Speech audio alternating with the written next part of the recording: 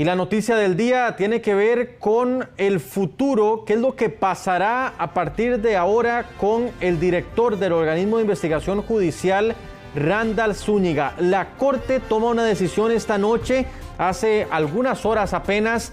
Jeffrey Naranjo le ha dado seguimiento y nos reporta en directo qué es lo que está pasando. Jeffrey, adelante.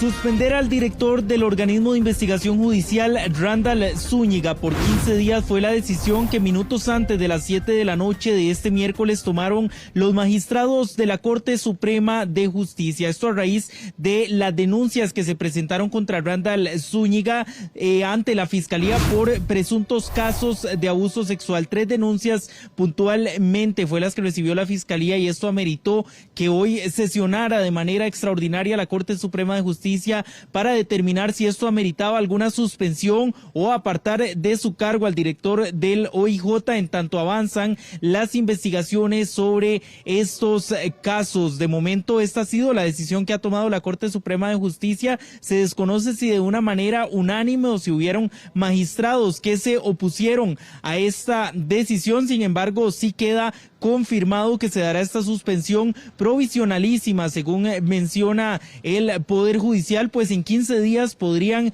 nuevamente determinar si esta medida cautelar se estaría expandiendo por más días o acabaría en los 15 días que hoy aprobó la Corte Suprema de Justicia para de esta manera pues dar avance a este proceso de investigación. Cabe también destacar que días atrás a Randall Zúñiga se le decomisó su teléfono celular como parte de la recaudación de pruebas que servirían como insumos para esta investigación por las 3 denuncias de aparentes casos de abuso sexual. Esta ha sido la decisión que tomó en horas de la noche la Corte Suprema de Justicia en torno a este caso del director del organismo de investigación judicial. Inclusive diputados, varias fracciones legislativas habían aprobado o habían solicitado a la Corte que determinaran si apartarían del cargo a esta persona debido a las denuncias que se habían presentado en su contra, y efectivamente en horas de la noche, como les mencionábamos, fue minutos antes de las 7 de la noche que se aprueba por parte de los magistrados pues esta suspensión temporal del cargo de Randall Zúñiga como director del organismo de investigación judicial. Sin embargo, ¿qué ha dicho Randall Zúñiga a raíz de todo este proceso? Pues él asegura incluso que se debe a un ataque político. ¿Cuáles han sido sus reacciones, sus aseveraciones que ha comunicado a raíz de estas denuncias que presentaron en su contra? Todo eso lo vamos a ver en la siguiente información. En un comunicado, el director del OIJ, Randall Zúñiga, confirmó que la Fiscalía le decomisó su teléfono celular. Cuando me decomisan el celular, al final de la tarde del viernes, yo tenía apagado el mismo, pero lo entregué encendido para acelerar el proceso. Además, negó que 2 fotografías que circulan en redes sociales, así como un video, sean de él. Están circulando 2 imágenes que hacen creer que soy yo en un motel desnudo, una acostado en una cama y otra de pie. Manifiesto que yo no he tomado esas imágenes, ni he permitido que me las tomen. Tampoco han salido de mi celular y parecen más bien un montaje que busca desacreditar a mi persona. Existe un video en el que parece que estoy dando un beso sobre un fondo negro que está digitalmente manipulado para que se vea un histrionismo exagerado en la cara. La Fiscalía confirmó que abrieron 3 causas penales en su contra por delitos sexuales, pero además el INAMU indicó que tramitan 5 casos. Al día de hoy, el INAMU ha recibido a 5 mujeres valientes y víctimas del señor Randall Zúñiga que han decidido denunciar su situación. Según un medio de comunicación, señor presidente, son 14 víctimas que tienen temor de denunciar al señor director del OIJ. En este caso, la Fiscalía de Género, que es, reitero, la que está tramitando estas investigaciones, que va a continuar con las mismas, va a estar atenta a que surjan eventualmente nuevas víctimas. Las vamos a tratar de la misma manera. En este caso con personal especializado, van a ser abordadas también por equipos interdisciplinarios y se va a recabar todas las diligencias útiles y pertinentes que se tengan que realizar, reiterando con absoluta objetividad por parte del Ministerio Público. Randall Zúñiga señaló que todo se trata de un ataque político. Me defenderé con la evidencia correspondiente que tengo a mi disposición. pero esto ya ha mutado hacia un ataque político. En las últimas horas trascendió una cuarta denuncia en contra del jerarca de la Policía Judicial.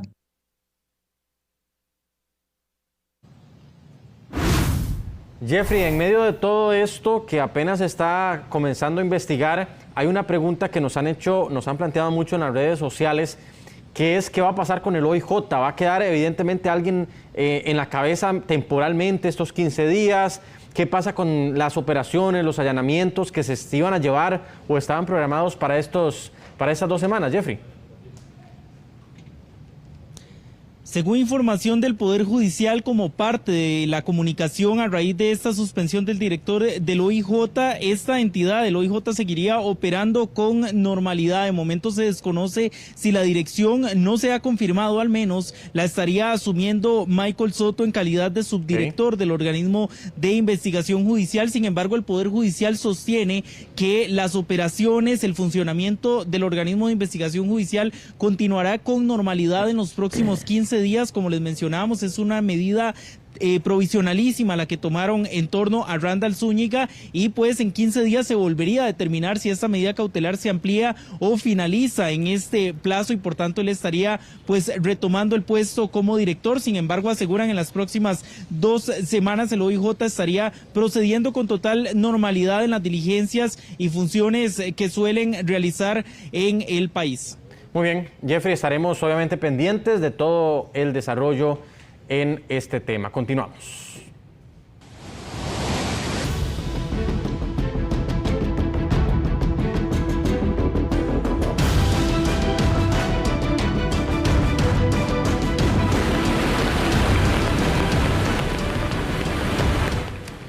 Bien, vamos a ver cuál es el recorrido que tiene a esta hora el huracán todavía Melissa. Ahí lo vamos a apreciar en pantalla. Ya el huracán salió y esta es ya la actualización a esta hora de la noche, ya pasada las 10. Sale de Cuba y se enrumba hacia las Bahamas. De hecho, está tocando ya la parte de una de las costas de Bahamas. Ahí ustedes lo tienen en imágenes, el recorrido que lleva Melissa. Vamos a ver la proyección hacia las 11, que es cuando terminamos de transmitir el noticiero, para que ustedes vean cómo habrá avanzado en una hora el fenómeno. Ahí lo tenemos, la proyección a las 11 para Melissa. Ya afectó grandemente la isla de Jamaica, también lo hizo con Cuba, afectaciones a República Dominicana y Haití, por supuesto. Ahora se enrumba hacia el Atlántico, hacia las Bahamas. Vean ustedes la afectación que esto está teniendo en estas islas del Caribe. Además, afectaciones que no se veían desde 1970, por lo menos para Jamaica, tan fuertes. Se habla de 49 personas que han fallecido en el transcurso de estos días. Vamos a enlazarnos en directo con don Joshua López de la Cruz Roja allá en Guanacaste, porque la Cruz Roja aquí ha atendido de una manera bastante fuerte los efectos indirectos que ha provocado Melissa en el Pacífico, particularmente en Guanacaste, Pacífico Sur, y hoy, por ejemplo, que también llovió muy fuerte en la zona norte, en San Carlos. Don Joshua, ¿qué tal? Un gusto saludarlo. Y bueno, ¿cuál es el reporte, el balance que tienen de los trabajos que han hecho durante estos días? Buenas noches. Bueno, muy buenas noches. Sí, en efecto, las actividades que ha realizado la institución en tema de las emergencias, hay un reporte total de aproximadamente 326 emergencias, de las cuales 321 han sido por tema de inundaciones y 5 de deslizamientos. Actualmente, la institución brinda la asistencia humanitaria y la atención de la emergencia con un total de aproximadamente 134 cruzrojistas y con recursos diversos entre unidades básicas, botes, camiones, vehículos operativos, para un total de 77 unidades en servicio. Aparte de esto, también hay otros datos interesantes, ¿verdad?, de los incidentes en las regiones. Por ejemplo, en temas del sector de Guanacaste, hay aproximadamente 150 incidentes. Para la zona sur, 150 también incidentes. Y en el sector de Punta Arenas, principalmente Pacífico Central, 26 incidentes. Valga la aclaración, de todos estos 326 incidentes, es importante mencionar que 311 han sido emergencias ya resueltas, donde aproximadamente 15 emergencias, y esto conforme va evolucionando la noche, ¿verdad? Que pueden presentarse algún otro tipo de emergencias por la lluvia. Tenemos 15 activas en este momento. Existen aproximadamente, se han evacuado por parte de la institución 82 personas. Datos generales de levantamiento que se ha hecho en las visitas a las comunidades afectadas, de 250 personas afectadas. Y unido a esto, una afectación de aproximadamente 137 viviendas en total.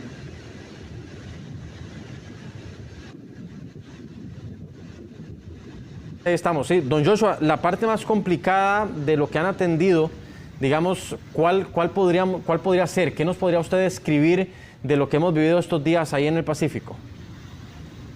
Ok, tanto en el Pacífico Norte, ¿verdad? Que es uno de los que se ha visto mayormente afectado, igual que el Pacífico Sur, las operaciones principalmente son de atención a las evacuaciones, de atención a las emergencias por inundaciones, donde la mayor cantidad se ha dado la mayor cantidad de afectación. Entonces, los recursos y los movimientos que se han tenido que realizar en horas de la noche han sido bastante frecuentes. Entonces, de hecho, el día de hoy se está haciendo el proceso de movilización a otros sectores acá de Guanacaste como una acción anticipatoria para ver la respuesta de ser necesario, ¿verdad? En temas de evacuación, en temas de respuesta general, esperando que las lluvias aumenten. Sin embargo, como les digo, es una acción anticipatoria propiamente en temas de la respuesta en caso de que se presente nuevamente una emergencia por inundación. Claro, lo último, entonces, se refuerza o se está reforzando la zona de San Carlos, por ejemplo, que fue uno de los puntos que hoy se vio complicado en la tarde. ¿Es así, don Joshua? Sí, correctamente. Aproximadamente unos 18 incidentes fueron los que ingresaron en la zona norte del país, donde se desligaron inundaciones, deslizamientos, así como otras, ¿verdad?, propias de las diferentes situaciones por las lluvias. Entonces, hemos estado presentes en estas zonas, ¿verdad?, dando la atención y todo el apoyo humanitario hacia las personas afectadas y vulnerables de estas zonas. Muy bien. Don Joshua, le agradecemos muchísimo este reporte, esta actualización sobre las emergencias. Agradecerles y de antemano, ¿verdad?, también mencionarles que ante la situación, la benemérita institución recomienda a la población extremar las medidas de precaución, no cruzar calles, ríos o quebradas inundadas, ya que las corrientes pueden arrastrar ya sea vehículos o personas. Hay que evitar caminar por zonas anegadas debido al riesgo de caídas por algunos huecos ocultos o algún desnivel del terreno. Claro. Y lo más importante es mantenerse informado por los canales oficiales y seguir las recomendaciones de las autoridades de emergencia. Y de igual forma, en caso de alguna emergencia o urgencia, siempre es importante hacer el reporte inmediato al 911. Muy importante esto que usted apunta. Le agradecemos muchísimo este reporte. Muy buenas noches. Buenas noches, muchas gracias. Y ya en el campo nacional, una mujer resultó fallecida hoy luego de que el tren prácticamente que le pasara por encima. Por lo menos esta es la versión oficial que se maneja. Ahí tienen ustedes las imágenes. La emergencia se originó en Río Segundo de Alajuela. Una mujer de entre 20 y 25 años de edad.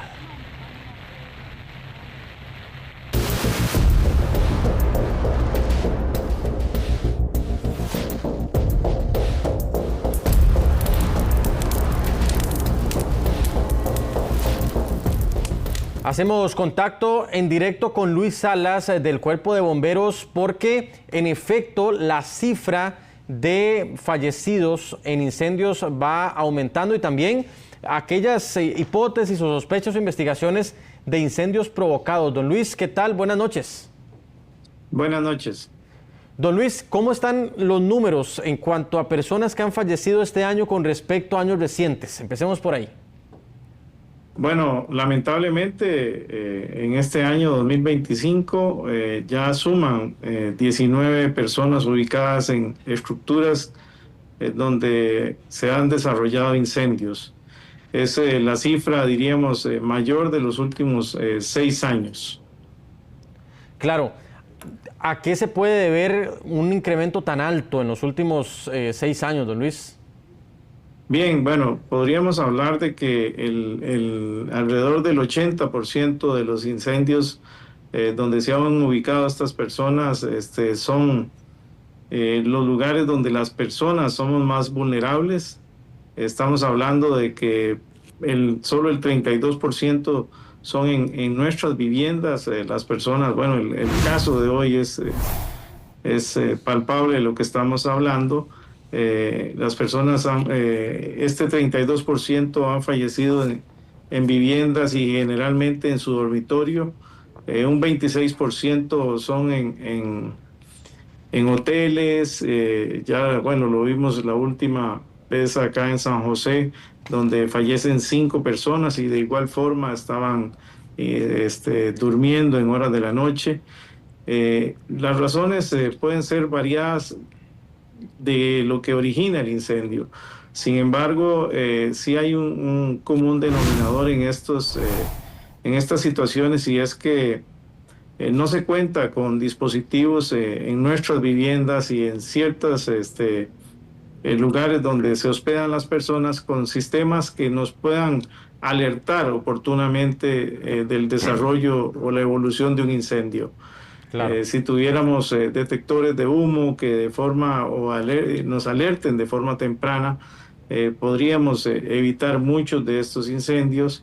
Si se contara con una salida alterna en nuestras viviendas o en estas edificaciones, pues podríamos estar hablando de otras cifras, pero lamentablemente no se ha dado estas situaciones. Sí. Don Luis, ¿qué podemos decir también de los incendios en los que la investigación apunta a que probablemente fueran provocados?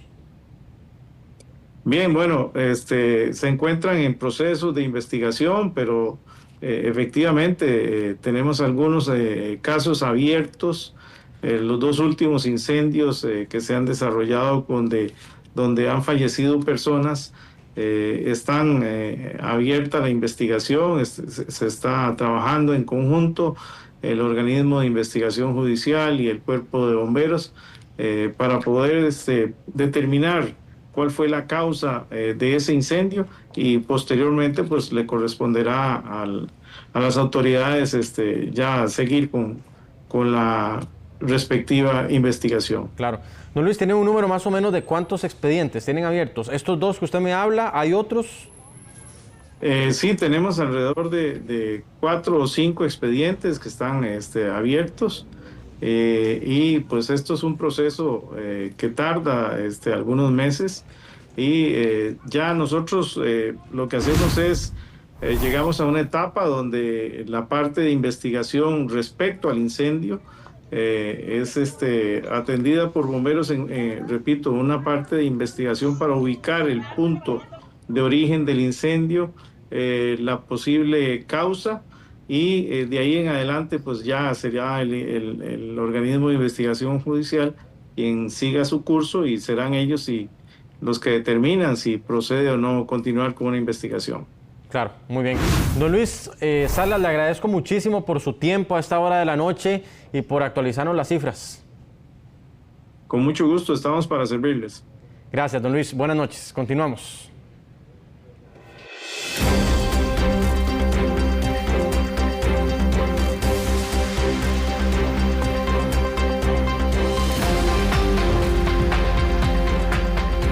Bueno, en nuestro enfoque, vean lo que le voy a contar. El Ministerio de Salud resulta que está advirtiendo, está lanzando una alerta sobre medicamentos inyectables para bajar de peso que podrían complicar su salud si no lo hace un especialista, un médico con receta. Bueno, resulta que en la redacción discutimos este tema en la elaboración de la edición nocturna y resulta que comprobamos que cualquiera de nosotros puede acceder a ofertas en Facebook, en WhatsApp, con los riesgos tan altos que eso significa para la salud. Hicimos ese experimento y aquí se lo mostramos. En un país con más de un 60% de su población con obesidad, muchos buscan por estética o salud bajar de peso, a veces a cualquier costo. El Ministerio de Salud lanzó una alerta sanitaria por el incremento en promociones de programas de pérdida de peso que incluyen inyectarse sustancias que usualmente son utilizadas como tratamiento para la diabetes. Semaglutida, tirzepatide, entre otros fármacos, son parte de lo que muchos utilizan. Incluso en redes sociales hay grupos de apoyo y comunidades de internautas en torno a estos productos, donde reportan inclusive efectos adversos graves para la salud. Hola grupo, soy nueva acá, tengo 3 semanas usando Victoza, llevo 1.2 miligramos de dosis, no toleré el aumento, pero he notado un cambio en mi nivel de energía, me siento cansada y un poco de desánimo, no sé si sea por la restricción de alimentos, ya que no tolero muchos, y sí he bajado de peso. Hola, es mi día 1 después de esa aplicación de tirzepatide, me duele el cuerpo al contacto, es decir, me recargo y siento dolor en la piel de la espalda, me aprieta el brazo y me duele. ¿Es normal? Traigo mucho asco, me entra muy poco la comida y siento que ya traigo hasta gastritis. ¿Esto es normal con este tipo de medicina? Hace como 5 días me agarró dolor de estómago, repitiendo muy fuerte como azufre, pero pasó. Ya ahorita solo siento gastritis y muy poca hambre. Más que hambre es como poca tolerancia a comer como antes. Estos medicamentos sean prescritos por un médico, podría ser que no hay riesgo. No son sustancias químicas hechas para la pérdida de peso. Entonces se sabe que hay personas que sin tener una condición de diabetes mellitus se han estado aplicando este tipo de medicamentos. Entonces los problemas vienen a ser muy serios. Por ejemplo, se habla de daños en el páncreas. Noticias Repretel corroboró lo fácil que es encontrar lugares donde se apliquen estos tratamientos en el país, los cuales pueden llegar a costar hasta $750. Los mismos establecimientos advierten el riesgo de efectos adversos. Te comento, la terapia con semaglutida es considerada segura cuando se utiliza bajo supervisión médica. Sin embargo, como todo tratamiento tiene contraindicaciones, especialmente en personas con antecedentes de pancreatitis. ¿Necesito receta médica para acceder a la terapia o cuánto tiempo dura el tratamiento completo? No es necesaria la receta médica, debido a que el tratamiento nosotros somos los que lo suministramos. Vi que también recomiendan en internet el tirzepatide. ¿Ustedes lo ofrecen? No, únicamente trabajamos con semaglutide.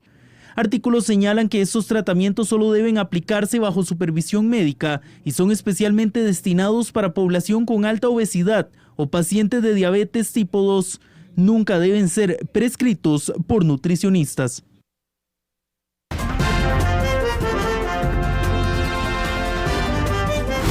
Continuamos con más información en directo. La colocación desmedida de vallas publicitarias encendió las alarmas recientemente por la contaminación visual, el riesgo que incluso representa para los conductores, y ahí es donde vamos a apuntar hoy. Rachel Matamoros en directo con la información. Adelante.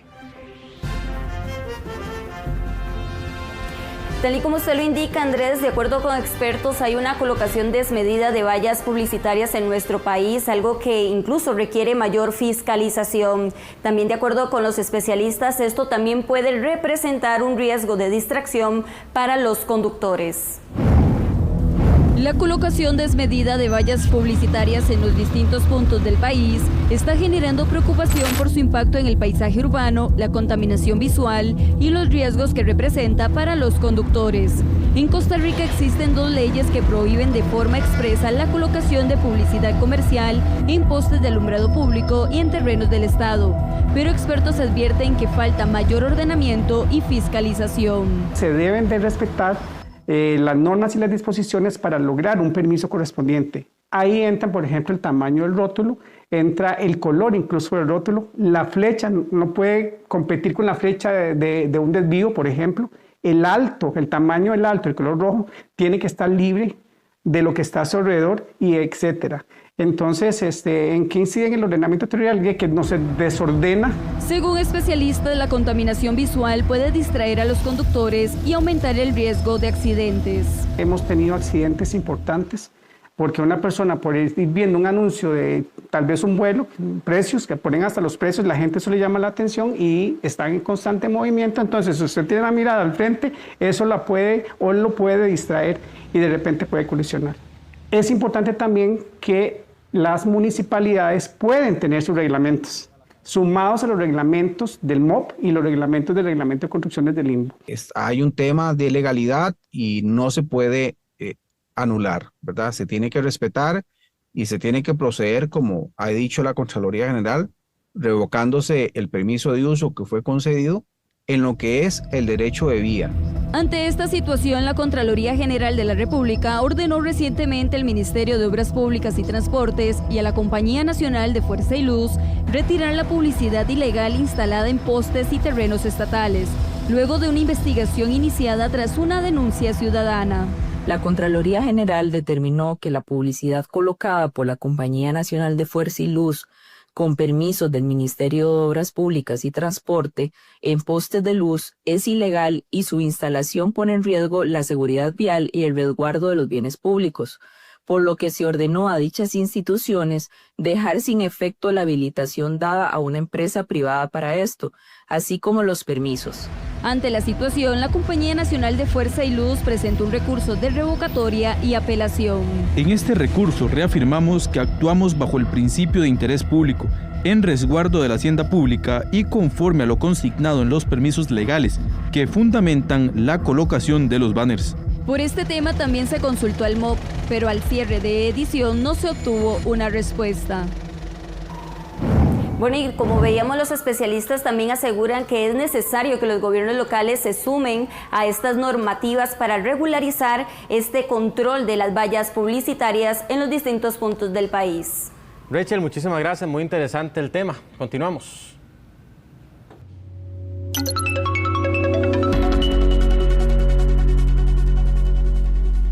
Tenemos en pantalla ya el tipo de cambio, cómo cierra la compra en 498,89, la venta en 504,58, precios de referencia del Banco Central.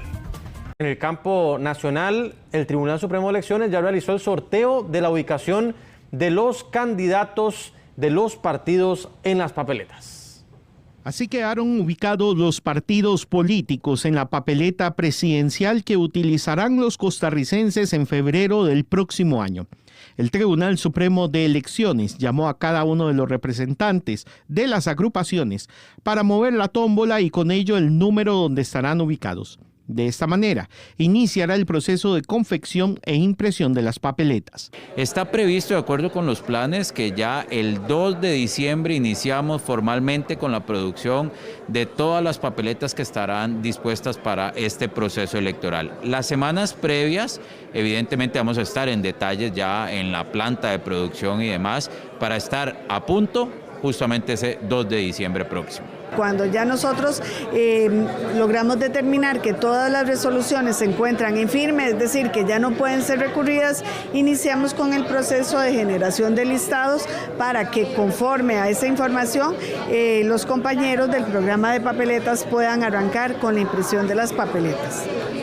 El documento la abre el candidato del partido Justicia Social Costarricense con el candidato Walter Rubén Hernández y la cierra Juan Carlos Hidalgo de la Unidad Social Cristiana. Para nosotros es importantísimo porque además queremos sentir que esto es casi como premonitorio, ocupar el primer lugar en la papeleta. Además que siempre se ha hablado y siempre se discute en cada campaña de que la papeleta, la gente cuando va a votar fija la vista en ciertos lugares, las esquinas, el centro, y tener el primer lugar es realmente satisfactorio para nosotros. La esquina inferior derecha es un buen lugar, las esquinas son buenas, el ojo siempre va izquierda-derecha. Hay que decirle a la gente que busque la esquina inferior derecha por la bandera rojo y azul, y ahí está la mejor propuesta para cambiar Costa Rica. Las papeletas presidenciales serán de color blanco, mientras la de diputados será de color celeste. Continuamos y ahora hablamos de la pobreza. Me acompaña don Luis Vargas, investigador de la Universidad de Costa Rica. Don Luis, muchas gracias por acompañarnos. Muchas gracias, Andrés, a ustedes por la invitación. Como siempre, un gusto estar aquí. Gracias, don Luis. El INEC publica unas cifras en las que se destaca que baja la pobreza. ¿Cómo podemos digerirlo o cómo podemos comerlo, masticarlo más bien? Claro, ahí lo primero que tenemos que entender es cómo se calcula la pobreza. Recordemos que la pobreza tiene dos componentes. Uno primero es el que define el costo de una canasta que incluye productos alimenticios y no alimenticios, que son los que en principio pues suplen las necesidades básicas que tienen los integrantes de un hogar. Y el otro componente es ese ingreso disponible o per cápita, como se le llama, para cada miembro o cada persona que integra el hogar. Entonces, ahí lo que se va a comparar es ese valor de la canasta para cada persona del hogar contra el ingreso disponible para cada persona del hogar. Expliquémosle a la gente entonces, ese valor que toma en cuenta el INEC, ¿cuál es?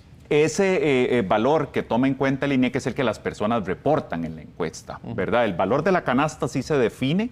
Pero digo, el tema de la línea. El tema de la línea, que es básicamente esa línea. Entonces, todos los hogares que caigan con sus ingresos por encima de esa línea básica de consumo salen de la pobreza. A quienes no les alcance para cubrir esa línea, ese gasto básico en bienes y servicios, caen en pobreza. Entonces, lo que estamos viendo es que más hogares están logrando superar esa línea de pobreza. Claro, y de hecho, el porcentaje de hogares en condición de pobreza, lo que destacan estos datos es que bajó un 15.2%.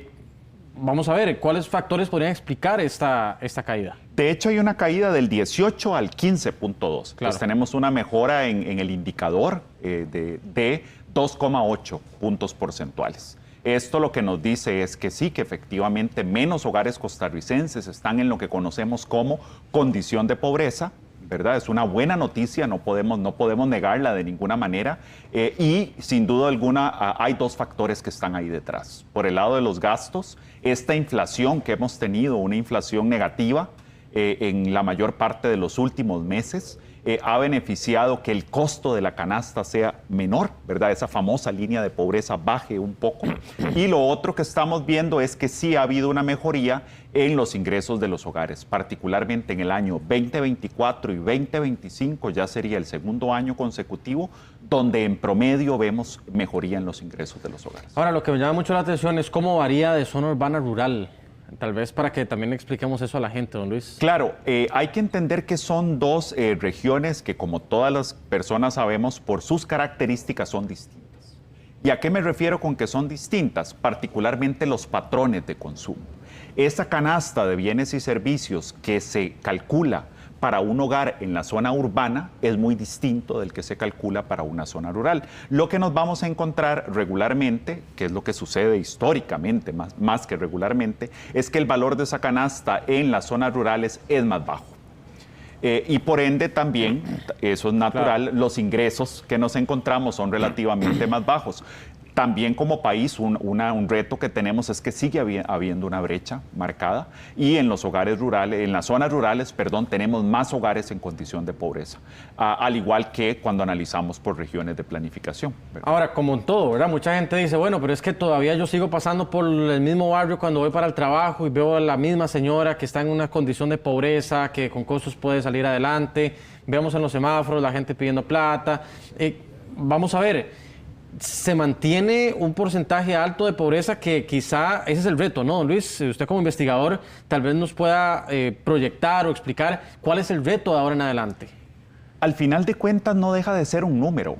¿verdad? Y pasar del 18 al 15,2, sin duda es una buena noticia como país, pero como usted dice, no es para cruzarnos de brazos, porque todavía nos falta ahondar más en cuáles son los factores que hay detrás de esa reducción. Claro, porque todos quisiéramos decir pobreza cero, pero claro, sabemos que y es decir complicado. que incluso las reducciones que hemos visto en los 2 últimos años se van a sostener, porque no sería la primera vez que esto sucede. En el año 2007 tuvimos una reducción muy marcada, pero con el pasar de 2 años volvimos a números muy altos, a números históricos del 20%. Ahora nadie nos asegura que el año que viene o dentro de 2 años vamos a volver al 20% de pobreza. ¿Por qué? Porque lo que necesitamos es una reducción sostenida, que los factores que expliquen esa reducción en la pobreza realmente cambien la vida de las personas, generen oportunidades para las personas. Y ahí tal vez es la duda que tenemos muchas personas investigadoras. Claro. ¿Podemos ya celebrar que la pobreza se está reduciendo de manera sostenida? Yo no estaría tan seguro. Creo que necesitamos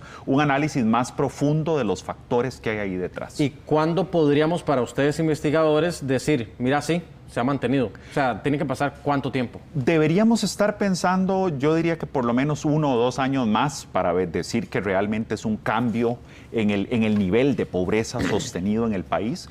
Y sobre todo yo creo que en este año en particular, que el INEC no ha liberado la base de datos a nivel de hogares y de personas, que eso es lo que más nos alimenta estos estudios más profundos, sí necesitaríamos analizar, por ejemplo, cuáles ingresos son los que están creciendo y por qué. De hecho, ya los datos preliminares uno los ve y dice, qué extraño, porque no están creciendo, no se está explicando por incremento en ingresos por trabajo.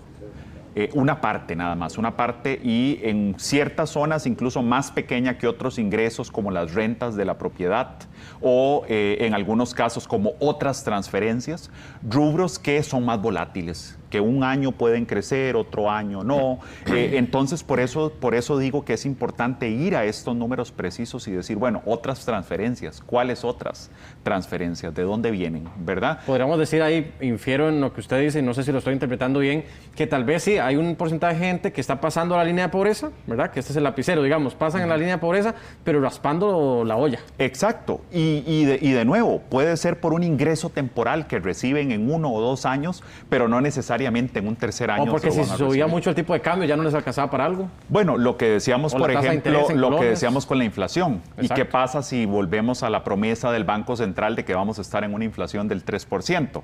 ¿Será que se revierte ese número y se nos va otra vez la línea de pobreza para arriba y estos hogares vuelven a caer en esa condición? Entonces, el número en frío, pues no es que no haya que celebrarlo. Bueno, sí, qué bien que como país logremos una mejora en un indicador socioeconómico, pero más allá de eso tenemos que pensar en la sostenibilidad y en que realmente eso se traduzca en bienestar. Por ejemplo, el índice de pobreza multidimensional no mejoró. Esa era la pregunta que tenía finalmente. ¿Qué es pobreza multidimensional? Claro, la pobreza multidimensional justamente lo que nos dice es cuidado.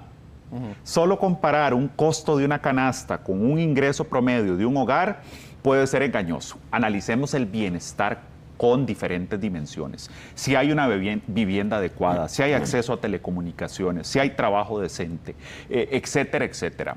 Y el resultado de ese análisis de estos indicadores no es estadísticamente significativo entre el 2024 y el 2025. Se mantiene sin cambios. Entonces, bueno, parece ser que el bienestar medido por pobreza multidimensional pues no cambia, ¿verdad? Los hogares que mejoran en el sentido de que salen de la pobreza multidimensional, sino que es explicación por ingresos. Que de nuevo, no le quitemos el mérito que tiene al número, creo que eso es importante también decirlo, pero sí creo que por responsabilidad lo que nos toca es, primero que todo, esperar que el INEC libere la base de datos completa para entender más las razones que hay detrás. Hoy solo tenemos como el análisis global de ingresos y gastos, pero hay que ir a desmenuzar mejor de esos ingresos, de dónde provienen y sobre todo analizar la sostenibilidad de esa reducción. Claro, muy bien. Don Luis, le agradezco mucho, se nos va el tiempo rapidísimo siempre, ¿verdad? Con todo gusto. Pero es importante porque así queda más claro a la gente cómo masticar estos números. Claro, y para muchos hogares también, porque es contradictorio decir, bueno, yo no siento la mejoría, ¿verdad? Y es que efectivamente el número no es lo que finalmente refleja que también están los hogares costarricenses. Claro, la realidad del día a día. La realidad es la realidad del día. Muy bien. Don Luis, muchas gracias por su sintonía, muchísimas gracias. Su servidor Andrés Ramírez la acompañó durante esta hora. Que tenga una linda noche. Nos vemos.